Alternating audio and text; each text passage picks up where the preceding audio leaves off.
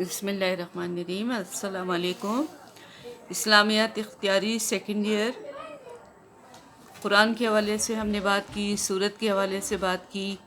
آج میں سورت بقرہ کے حوالے سے بات کروں گی جس کے رکوع ہم نے پڑھنے ہیں۔ سورت بقرہ کا نام بقرہ کیوں ہے؟ ویسے تو اس میں کافی احکامات ہیں، اللہ تعالیٰ کے قوانین بیان ہوئے ہیں، لیکن بقرہ کا نام بقرہ کیوں ہے؟ اس میں ایک چھوٹا سا واقعہ میں آپ لوگوں کو بتاؤں گی کہ ایک دفعہ حضرت موسیٰ علیہ السلام کی قوم میں کوئی شخص قتل ہوا۔ اب اس کے بارے میں پتہ نہیں چل رہا تھا کہ اسے کس نے قتل کیا، ایک دوسرے پہ نام لگا رہے تھے۔ پھر حضرت موسیٰ علیہ السلام کی قوم میں کافی شرک بھی آ گیا تھا، ان کے دلوں میں گائے کی عبادت کا خیال پیدا ہو گیا تھا۔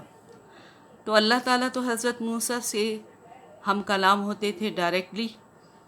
اللہ تعالیٰ نے حضرت موسیٰ علیہ السلام کو بتا دیا کہ تمہاری قوم میں شرک آ چکا ہے اور یہ جو قتل والا معاملہ ہے اس کا بھی حل ہے۔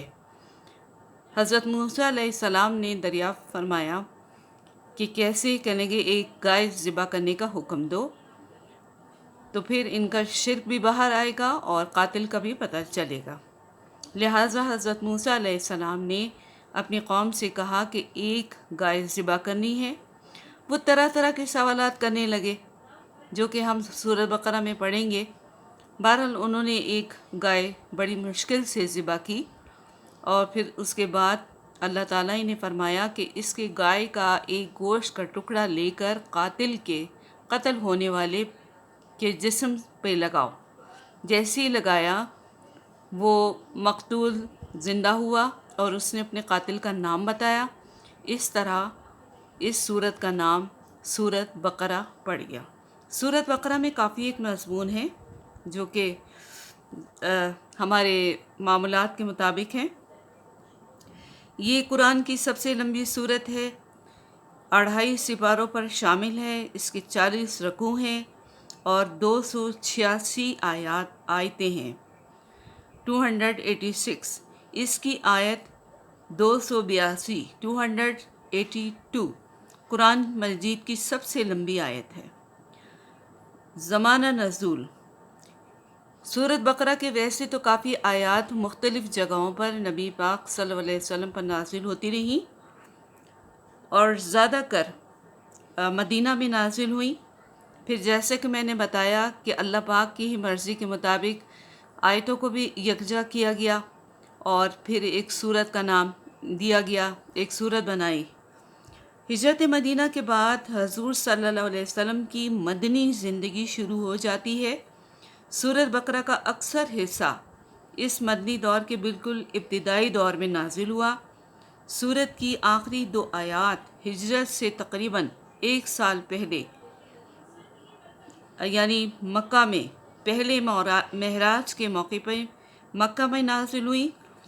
سود کی ممانعت کے بارے میں جو آیات آتی ہیں وہ نبی صلی اللہ علیہ وسلم کی زندگی کے بالکل آخری دور میں نازل ہوئی تھیں، لیکن یہ سب مضامین کی مناسبت کی وجہ سے اس صورت میں رکھ دی گئی۔ شان نزول اور تاریخی پس منظر، یعنی اس کا جو ہمیں ملتا ہے، اتنی بڑی صورت ہے، آیاتیں بھی ہیں۔ مکی زندگی میں نبی صلی اللہ علیہ وسلم کے مخاطب مشرکین عرب تھے، مشرک تھے، کافر تھے، جنہوں نے اسلام اور اس کی دعوت کے خلاف اس قدر ظلم ستم کی آگ بھڑکا دی کہ مسلمانوں کی چھوٹی سی جماعت کے لیے مکہ کی سرزمین میں سانس لینا مشکل ہو گیا۔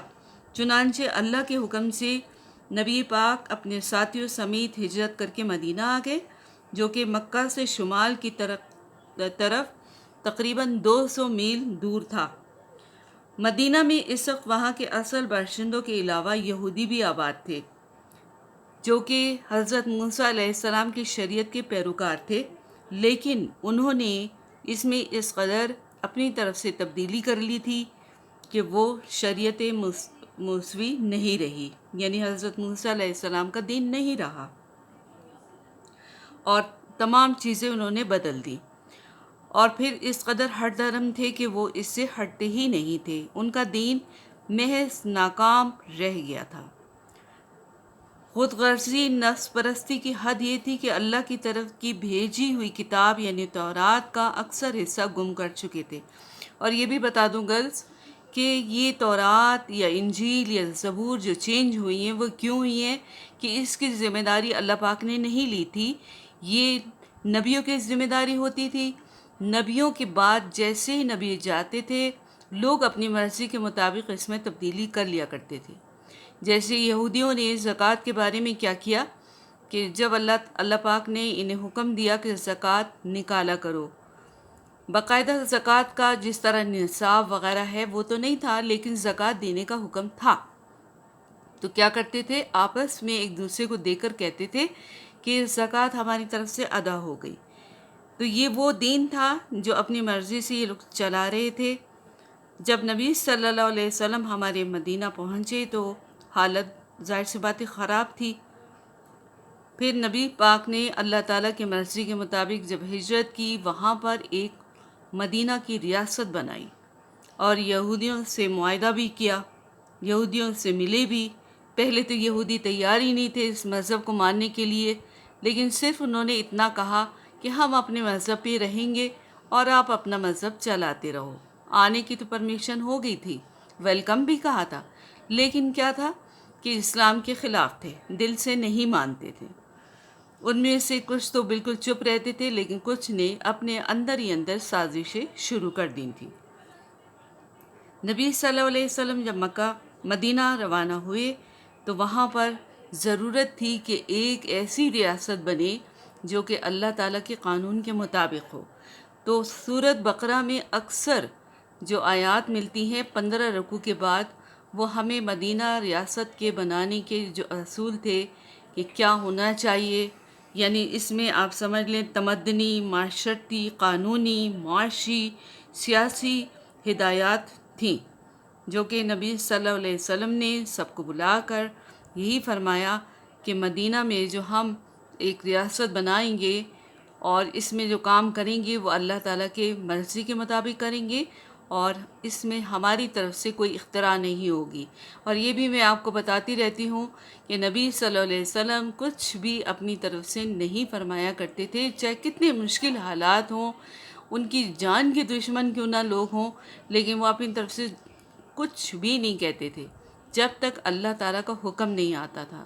تو سورۃ بقرہ تاریخی پس منظر یہی پیش کرتی ہے کہ اللہ تعالیٰ نے کچھ آیات اس کی مکہ میں نازل فرمائی۔ مکہ میں جو زیادہ کر صورتیں تھیں وہ توحید کے بارے میں تھیں، کیونکہ وہاں پہ تو شرک، کفر اس قدر تھا کہ انہیں ضرورت تھی کہ بتایا جائے کہ توحید ہے کیا، جسے تم خدا بنا بیٹھے ہو اپنے ہاتھوں سے بنا کے، مٹی کے، لکڑی کے بتوں کی جو تم عبادت کرتے ہو، خدا نہیں ہے، یہ تمہارا کچھ بھی نہ بگاڑ سکتے ہیں نہ بنا سکتے ہیں۔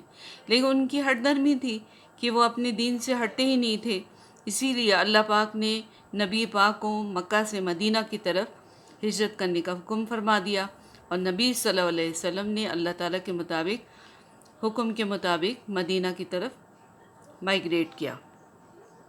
تو جو ہمیں اس سے یعنی سورۃ بقرہ میں جتنے بھی وہ احکامات ملتے ہیں، ابھی بھی دیکھیں یہ تو قیامت تک کے لیے ہے نا، تو تمدنی، معاشرتی، قانونی، معاشی، سیاسی، اب اس میں تمدنی بھی یعنی جو ہمارا ایک معاشرہ بنتا ہے اس میں کیا کرنا ہے، کیا قانون ہے، کمانے کے کیا طریقے ہیں، اگر سیاست ہے تو وہ بھی کیا ہے، یہ تمام اس سورۃ بقرہ میں یعنی ہمیں ملتے ہیں، اور ہمیں اسی کے مطابق زندگی کو بناتے بھی ہیں، اور اب تک یہ اصول ہمارے لیے چل رہے ہیں اور ہماری رہنمائی کرتے ہیں، اور اسی میں ہمارے لیے فلاح اور بہبود ہے۔ تو یہاں میں اپنے لیکچر کو ختم کرتی ہوں، انشاءاللہ پھر آگے کا ٹاپک پھر آپ کو بتاؤں گی۔ اللہ پاک ہم سب کو اس وبا سے بچائے اور ہم سب کو اللہ تعالیٰ صحت دے، آمین۔